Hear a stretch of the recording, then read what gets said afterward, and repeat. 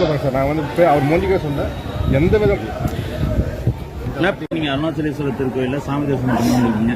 இந்த தருணத்துல உங்களோட இது எப்படி இருக்கு? அதை பற்றி 2 வார்த்தைகள். அது படம் ரிலீஸ் கோயிலுக்கும் சம்பந்தம் இல்லை சார். மன நிம்மதிக்காக தான் கோயிலுக்கு வர்றது. அது எப்போ வேணால் வரலாம். அது மன நிம்மதி வந்துட்டு எப்போவுமே இருக்கும். அது அப்பா அம்மா சம்பந்தம் எல்லாமே இருக்குது.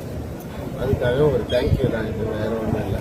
படம் சம்பந்தமாக அதெல்லாம் அடுத்த மனசுக்கு தோணுச்சுன்னா வந்துடும். அடுத்த படம் ஜீனி.